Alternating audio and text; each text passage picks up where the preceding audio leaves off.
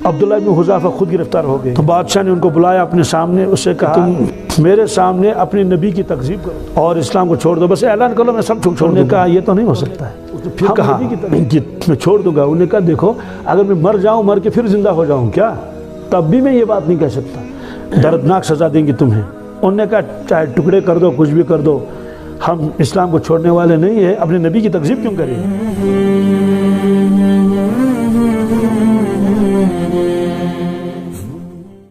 رومیوں کے ساتھ جنگ تھی صحابہ کرام کی، تو روم کی جانب جا رہا تھا، تو ایک تو وہ بڑا جنگ جو تبوک ہوا وہ نہیں، اس کے علاوہ تو حضرت عمر فاروق رضی اللہ عنہ امیر المومنین تھے، تو حضرت عبداللہ ابن حذافہ کو انہوں نے بنایا مقرر وہ امیر، تو اس کے ساتھ چلے گئے۔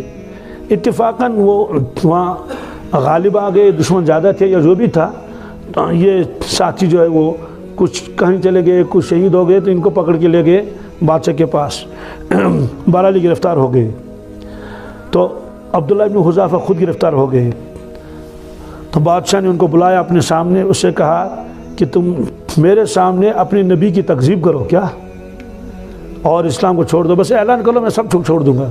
تو انہوں نے کہا یہ تو نہیں ہو سکتا ہے، ہم نبی کی تکذیب کریں گے، ہم نے تو ایمان لایا۔ ان کو تکذیب کا مطلب ہے کہ ہم یہ کہیں گے محمد صلی اللہ علیہ وسلم نعوذ باللہ اللہ کے نبی نہیں ہے۔ انہوں نے کہا یہ تو نہیں ہو سکتا۔ انہوں نے کہا، اس نے پھر کہا کہ میں چھوڑ دوں گا۔ انہوں نے کہا دیکھو اگر میں مر جاؤں، مر کے پھر زندہ ہو جاؤں کیا، تب بھی میں یہ بات نہیں کہہ سکتا۔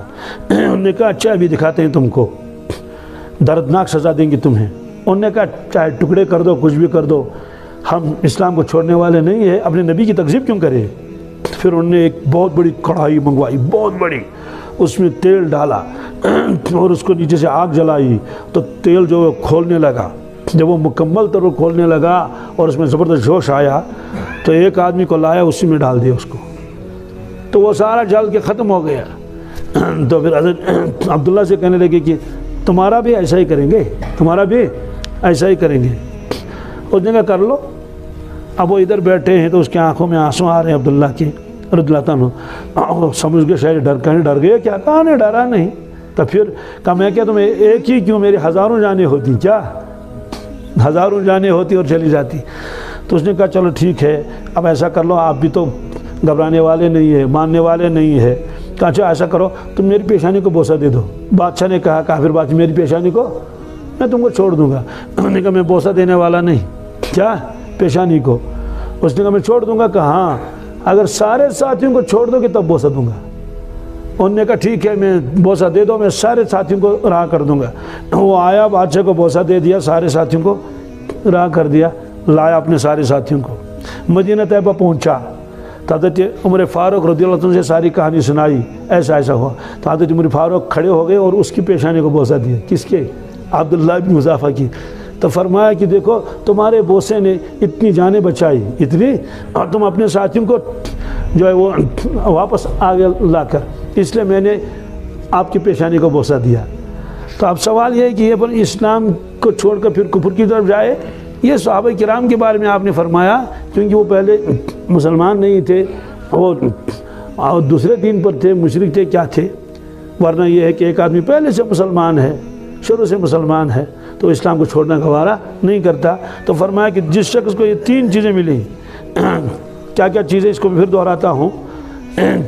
ایک تو یہ ہے کہ اللہ اور اللہ کے نبی صلی اللہ علیہ وسلم اس کو محبوب ہیں، تمام دنیا اور جو کچھ دنیا میں اس سے زیادہ محبوب، ایک۔ نمبر دو، جب محبت کرے کسی بندے کے ساتھ، محبت کرے صرف کس کے لیے، اللہ کے لیے۔